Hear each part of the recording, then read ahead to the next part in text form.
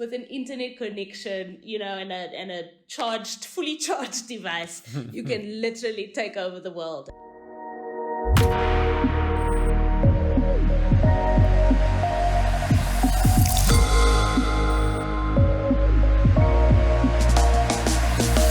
What is up, everybody? And hello from planet Earth. I'm your host, Philip. Most of you'll know me as Phil, and this is the Future Minds podcast. Simply the best podcast out there, covering all you need to know in edtech, online learning, the digital economy, and what's being done around the world to shape the minds of the future.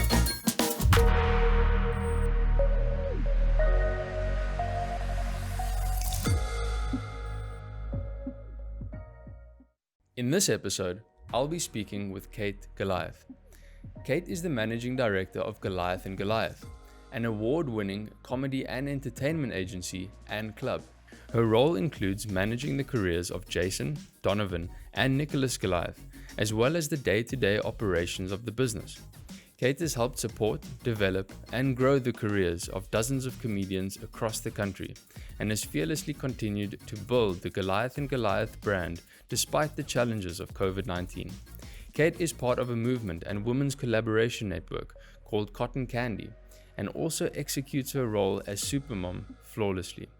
In this episode, we discuss topics such as Kate's entrepreneurial journey, the challenges of navigating COVID-19, how she educates her kids, and what it takes to be both a businesswoman and full-time mom, as well as a range of other topics.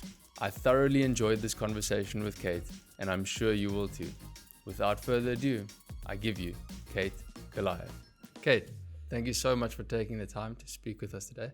To start off, for those who don't know who you are, maybe you can just tell us a little bit about yourself, what it is you do, where you come from. Awesome. Thank you so much for having me. It's really a strange thing it's always strange when I get a request to do anything and I'm not facilitating something for the guys. So it's really cool to be chatting to you. I'm Kate Goliath. I am managing director of Goliath and Goliath and manage essentially a comedy company. We are building it into more of a production agency, adding in just more creative elements due to COVID, which has caused us to sort of change the plan a lot more drastically than before.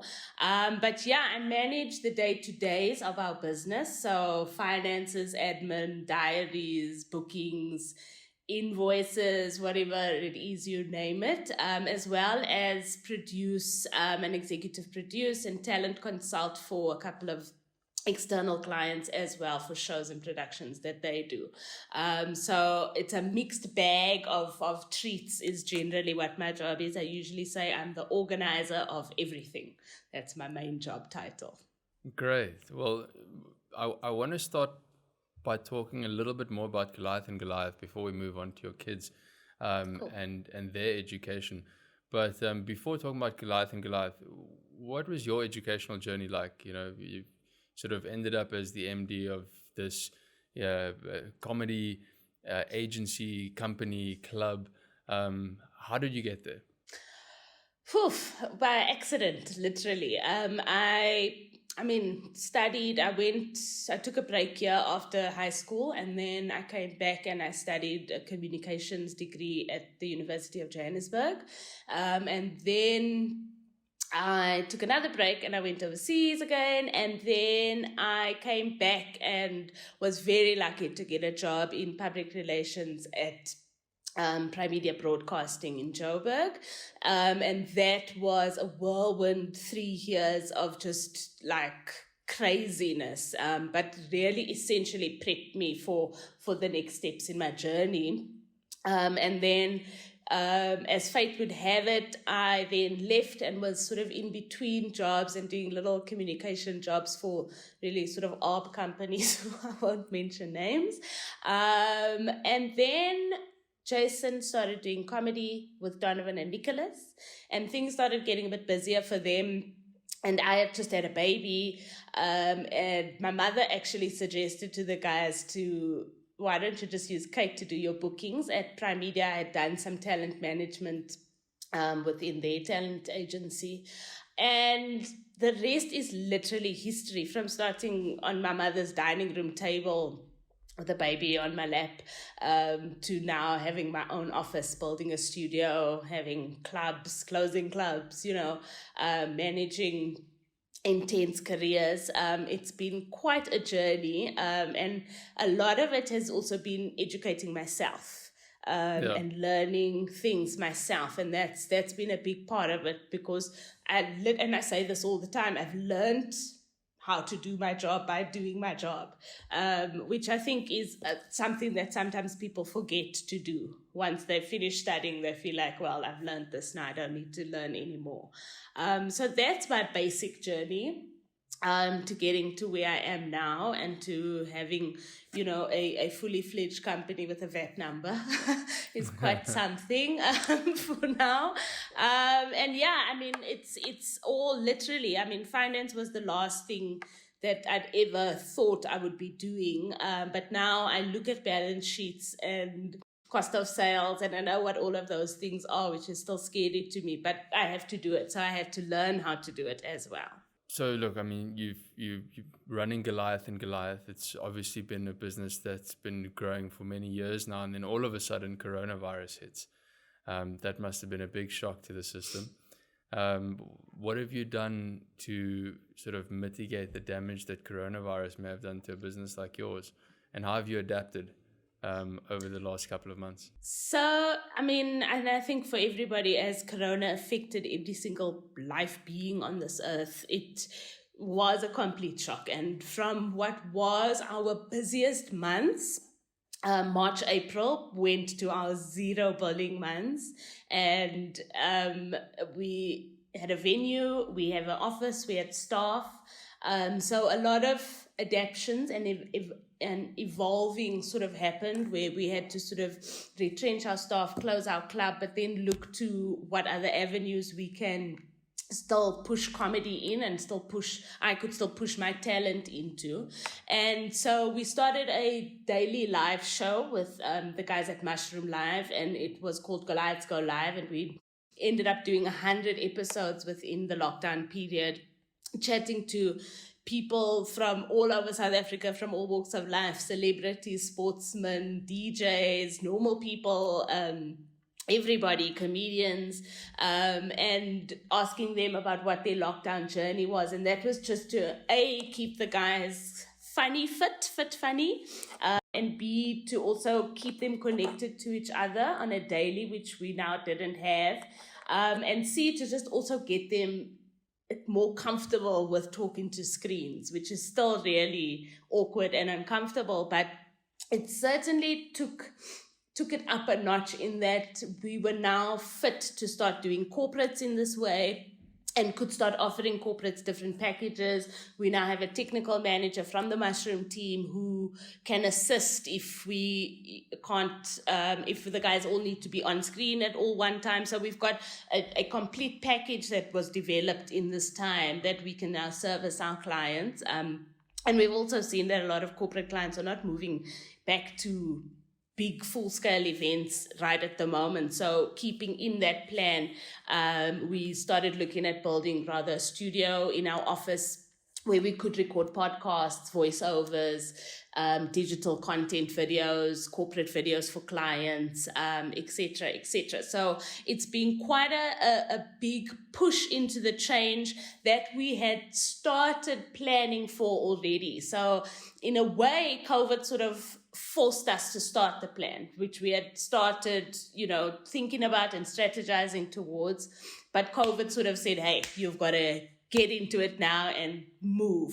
And that's what we've done. We've literally have not sat down, and we've been pushing. It also helped Donovan sort of flex his creative muscles more on a digital platform, and because he had the ability, but just sort of, I think there was sort of a disconnect because there's all the stage time and live interaction. And now he's finally found his groove, and is so comfortable there. So, there've been so many different changes, bad and good, but we've tried to also remain positive in the fact that if we are still alive at the end of this, we've already made profit, we've already conquered, we've won already. So it's the move on from there. But also just to use what we have and, evolve it and give clients still the value that we used to offer them live on stage. We did some online comedy shows, which are not really the guy's thing at the moment. So we're looking at other ways of getting to the public audience, and that's still in development. But I think we're on a good path, and I think we're excited about, the after Corona effect and where we go to from there. Yeah, I think we'll bounce back relatively quickly. But it is incredible to see what an adverse situation does in terms of driving your resilience and resourcefulness and creativity to solve problems. So it's super interesting time. Something that I want to move on to, which is sort of the primary focus here. You've got 2 boys, I believe. Yes. Tell us a little bit about them and their education journey. Are they at school currently?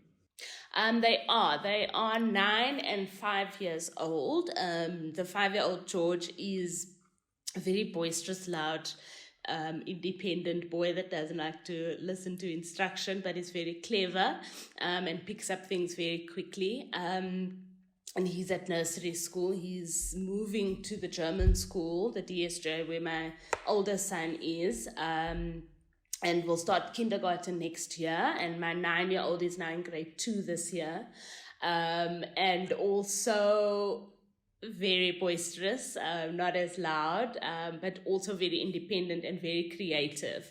And has a huge imagination, which is great. So their schooling hasn't been much, but I have noticed that in grade 1 and grade 2, there's been a lot of growth and change within my older son. And it's crazy how he went from not reading, not writing, to now being able to do it all and reading everything around him. And now he reads and writes in English and in German. Wow. So, it's quite a lot, and he's starting to also understand that we don't understand as much German as he does. So that could become a problem soon. Which is why we look closely and we read these German books with him every night. But yeah, so that's their basics. I mean, my littlest, he is learning the alphabet now and properly learning how to color in and cut and that sort of thing. So he's still at the very beginning of his journey. One of the hardest jobs in the world, is being a mom. But not only that, you're also the MD of Goliath and Goliath. How do you balance the 2 roles? Before lockdown, it was a lot easier because office, home was quite separate, and I sort of forced that by the time I got home, by 5 o'clock, I don't answer my phone unless it's really urgent, and I don't work at night. So, that time is spent for them, and weekends is for the kids and for the family. During COVID, it's been a bit different because they've been around all the time, and sort of managing and balancing that time has been a little bit anxious or anxiety driven at times. It helped having my husband at home, and he's a very hands-on dad. So that also helps me also strike a balance. So we've also got a great system at home where dad has his bonding time, mom has her bonding time, and we sort of separate chores, if you want to call it that, in terms of balancing roles. And also my husband is very, very aware of not forcing that mom role, so that the boys will, always just see women as moms and as these caring roles. So we work hard to sort of strike that balance there, and then I think that just creates a bigger balance as well. And I just, like, as a woman and as a mother, it just comes naturally. You just sometimes, I don't know how, but you manage to balance and fit it all in and wake up with a smile on your face most days. That's incredible. But yeah, it literally, it's difficult to say, how you create the balance. You've got to just find your way and find what's easy for you, not follow books and bloggers. You mentioned earlier, that you've obviously taken this conscious decision to put your kids in the German school. You've got an active role that you're playing in developing their academic roadmap. In saying that, to what extent do you think the traditional school system has its shortcomings? And what I mean by that more specifically is when you mentioned that a lot of the things that you have to do today to run the business that you're running are things that you had to learn by yourself. You weren't taught in varsity, and you certainly weren't taught at school.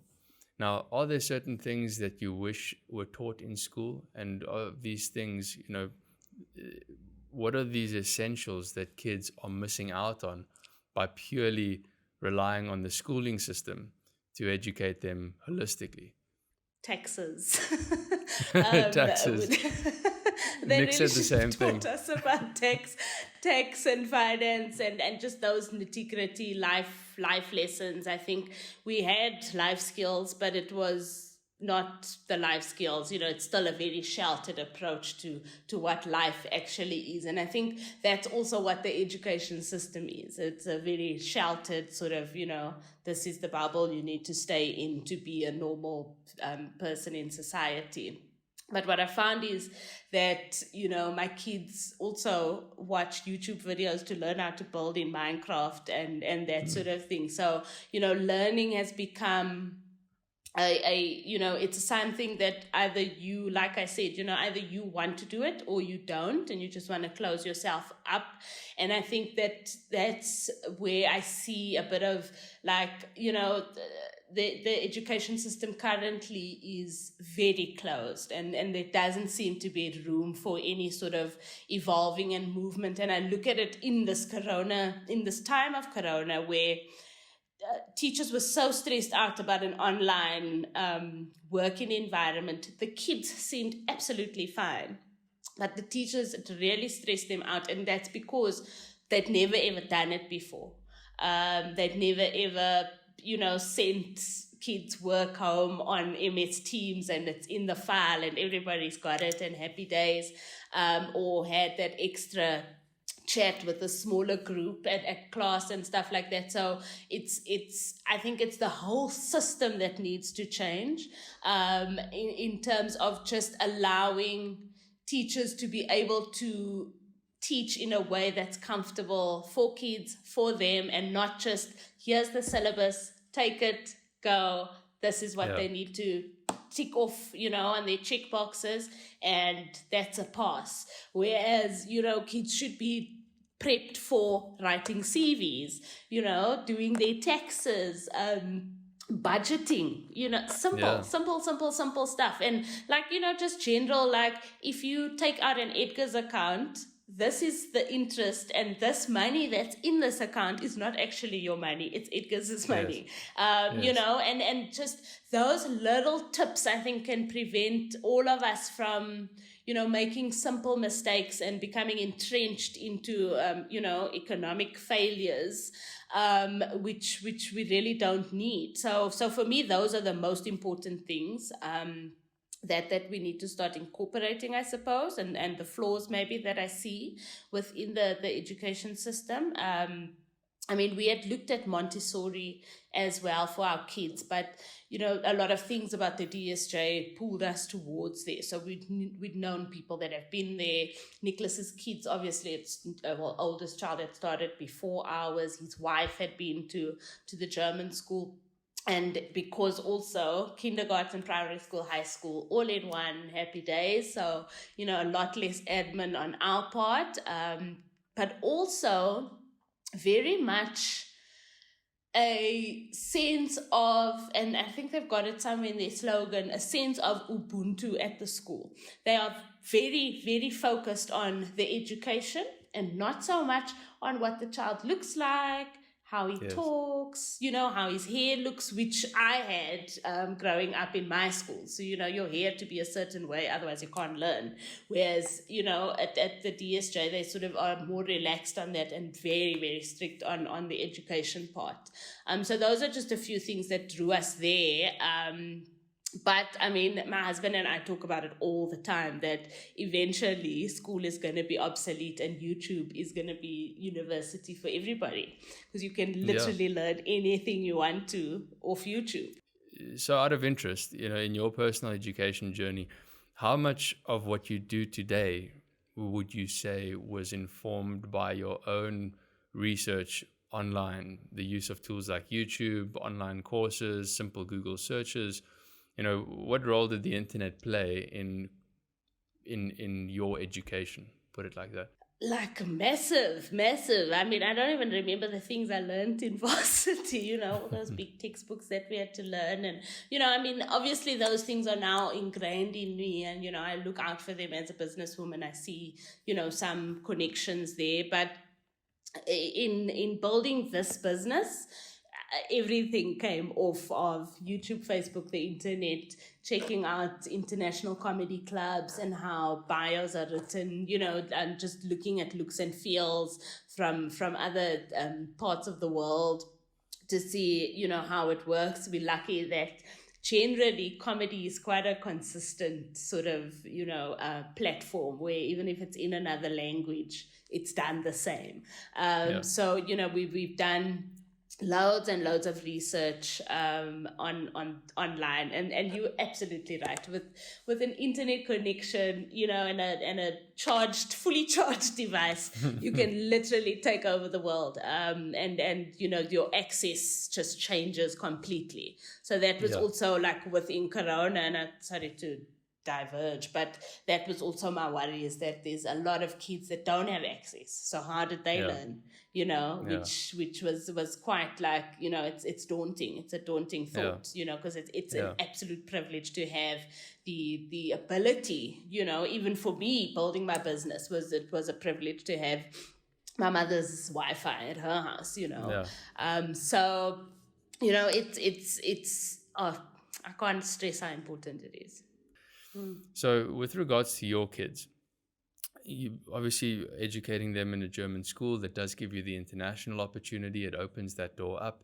How would you define a successful education? I think that a lot of parents send their kids to school because it's socially sort of the normal thing to do. It's also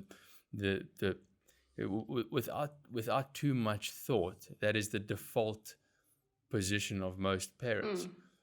But I would argue that a lot of parents don't answer that question of, what is a successful education? What am I really trying to achieve here? So in your words, what would a successful education at the end of matric or at the end of university look like for you with regards to your kids? I think the product, I hate to call my kids products, but I think, the end game for us is to have a wholesome person that can live their lives and make decent decisions. So, I mean, my mother always taught us that you must deal. Consequence is number one. So whatever choice you make, be ready for the consequence of it. Be ready to make your reparations, fix it, and move on. Don't harp on it. Don't, make it a focal point. Fix it, move on, get stronger. And so for me, it's very important that my kids understand that education doesn't only happen at school. So schooling is not the be-all and end-all. It's an addition that you add on to your life experience as a person, your social experience with other kids and with other people. So it's the end goal is developing a human that can live within society, and be kind and stand up for themselves, and know that even though you don't have a BSc, but you have a BCom or a BA, you are still a worthy member of society and can still add value wherever you go. And I think that's the problem, is that a lot of parents think that school, teachers must teach kids everything at school. Yeah. They send them to school for all, life sort of skills, etc., and that's not it for us. It's education happens at home and in the classroom. Education at the classroom is literally to standardize you, and education at home is to teach you how to be a person. Yes. And that's sort of the end goal. And I think, when they then have that sort of outlook and go to school, there's not so much pressure that, I've got to get A's and B's and, that sort of thing. It's a case of I've done the best that I can do and I feel happy about this. And it's at the end of the day, I'd love an A, but, I also have to understand that if English is not your thing, you're not going to get the A there, but you'll get the A in math. So, it's a whole combination of things just adding up to that end goal. Coming back to the schooling side, maths is obviously sort of one of the core subjects. I believe somebody that has a fundamental understanding of maths, somebody that can communicate well, and articulate themselves well is in a very privileged position and a very powerful position. But the next skill that's becoming ever more important is the ability to code. It's sort of the language of the 21st century. Is this something that you've adopted in your life with your kids? Definitely. As young parents, we've also been hearing, you hear a lot about this, coding, and coding is this, and get your kids into coding and that sort of thing. My oldest son loves maths. And he knows that he's good at math. So he's also got a great confidence in it. And now the same with the coding. He feels very confident in it. Whereas he's not a big sportsman, I put him behind that coding and he'll come and show. And he draws cartoons. He makes his own little cartoon series and characters and that sort of thing. And so I think the coding also is great for him to start expressing himself, in a really cool way. And that also gives him a sort of advantage that not all kids can do it or will be able to do it, but he gets it. So, and that's, I think, is the difference. You also can't force them and say, hey, you must do this coding now. It's coding time. But, he gets it and he really enjoys it. So, for us, it's important to keep flexing those strengths of his, so that he can become more confident. And also, if they can start early, there's 12-year-olds that are earning great money, and sorting themselves out. And you look at will those kids go to university, that sort of thing. So it's also we've got to, if he does the coding thing, he might not need extra education and, or experience or whatever. He might just get a job and it will help him sort of evolve as a person. So, we fully encourage it. And also wouldn't be sad if his brother said, look, this isn't for me, I want to do something else. I want to, play outside still, and not get on it. But I don't see that not happening. But yeah. Okay. And I assume the school that they're going to, or the second child is going to go to this German school, is not following the South African curriculum. Or does it? They do. Okay. I think more from the high school. I haven't had too much experience with the high school, but I think the high school is definitely following the South African curriculum.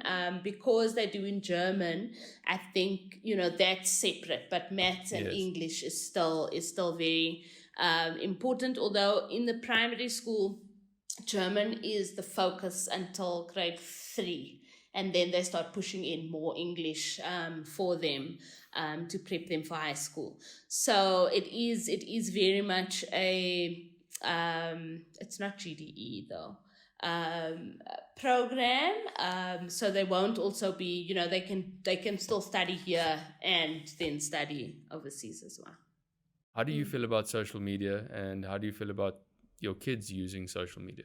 I like it and I hate it at the same time. I complain every day, and I also unfollow people every day. And I've become, especially during this time, I've become so conscious about what I'm consuming from my social media. So I don't go on Twitter. I've got an account, but I refuse. It's really just not a pleasant place to be. Facebook, here and there, and Instagram I prefer the most because the content is so varied and it's easy to use. But I think it is up to them. I've just got to show them sort of what I've learned in this period, that, when social media first started, it was like, I want everything. I want to follow everybody, whereas now I started baking sourdough bread in lockdown, and that's what my Instagram feed looks like: sourdough bread and comedy. That's it. Yes. So it's also just a tool for them to learn other people and to learn how sort of, that side of the world works. And then, it can be a positive, happy place. You can instill positivity, but there can also be that negative. So I think, you can't stop them from being on it, but it has to be an honest conversation of there's negativity and there's positivity, and you don't have to get involved in anything that doesn't draw you to it. Or just because this person's your friend, you don't have to follow their account because they're your friend. You follow what's interesting you, and you can curate it to your life and to make sure that you get the most out of social media, as well. I think, they're very aware of YouTube, and they love doing Instagram filters on my phone. So that's a treat for them. Like once or twice a week, we'll go and I'll find actually, cute filters that we can download and that sort of thing, which that they are obsessed with. And then they're also obsessed with like cooking videos and those little hack videos and that sort of thing, which, yes, and I also let them watch sometimes. So, I think it's also how you experience these things. And I also think that even when they're a bit older, some of these might not even be relevant anymore. There might be, like TikTok, for instance. I am the worst, like, I get drawn into TikTok. It's like a hole, but I cannot be active. I cannot post because I don't know what to post, but I look at these young kids and they like just making content out of air. And it's incredible what they can do. So I also wouldn't want to say to them, don't use this thing, because I also know the value, and I know my artists make money off of social media. So it's a platform. So, essentially what I want to teach them is that any job these days is valid. If you can do it online, and if you can build it, and if you can put your whole being behind it, you can build a successful whatever out of whatever, literally. Yes. And that's literally what I've learned. Even with my business, I sell funny, which is also, growing up, that was, you don't even think about, going into entertainment, and now it's a viable, career path for some. So I think, it's really opened up in a way that so many more things are valid for them. So many more things are, they're able to do and to think about doing. And that's what's exciting for me, is that I don't want to also crush their spirit and say this is a dark, horrible place. I want them to go in there and say, I can make this better in my way. No, that's incredible. I think what I'm going to do to round off this conversation is just ask a couple of rapid fire questions, and then I'm going to end off with a slightly longer form question. But my first question, and it has to be, who is the greatest comedian of all time? That's such a hard question. Jerry Seinfeld. For me. Okay, yes. Next question, who's the funniest Goliath? Me. You know what? Nick said the same thing. So good, I'm glad he knows. Brilliant. And then I think another one I want to ask is, as a successful businesswoman in South Africa, slightly more seriously, what are some of the challenges that you had to overcome in building your career? I work in a very male-dominated space. But I've always been more drawn to hanging out with men and having guy friends and stuff like that than girls. So I've always felt more comfortable. But a big challenge is just being heard, and just being taken seriously and being more than just a date keeper, where I think, we need to, as women, work a little bit harder, shout a little bit louder, and stomp our feet to get the attention, and then say, I'm not crazy, I'm actually making a valid point here. It's those things, in that you can be sort of overshadowed in a male dominated industry, but you've got to keep on forcing your voice. So my greatest challenge has always been to just not keep quiet, to not be complacent, and to just force. And another thing is, I think as women, we're so scared to ask questions about anything, because, we're supposed to know everything, and we shouldn't. If we ask questions, then we really are a dumb woman. But questions are an empowering thing. So for me, it's about just being strong enough to ask even the silliest question, to make sure that I can still fulfill and do whatever I need to do on my side. What do you believe about education that you think most people disagree with? That teachers will become obsolete. That's a really in this whole digital age, we've seen print publications die down, but we also have not seen newspapers disappear and magazines disappear. And I think, a lot of thought is that now with this digital thing, teachers will become obsolete and people will be learning from robots, but you still, as a human, you still need a human. So you still need to ask a human a question that a computer can't answer. You still need that emotional interaction with somebody who cares about what you're learning. And so that would be the answer for me. Great. Kate, thank you so much for your time. I've really enjoyed this conversation. Definitely. I enjoyed it so much as well. Thanks so much, Philip. It's really been, we don't talk about education and career in the same sentences many times. Yeah. It's really sort of gotten me excited, and I know my kids are going to love this Smart Kick app. I'd really just it's so incredible that there are people like you that can think this way and that can, encourage alternate education.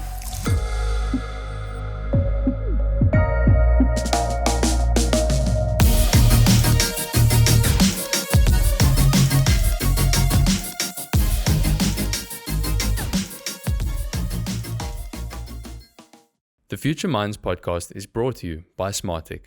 Smartech is an award-winning, intelligent, online mathematics and coding program for kids aged 4 to 14. Powered by sophisticated, adaptive AI, Smartech teaches kids math and coding from the comfort of home in as little as 15 minutes per day. For more information, visit smartech.com or download the app on tablet or iPad today.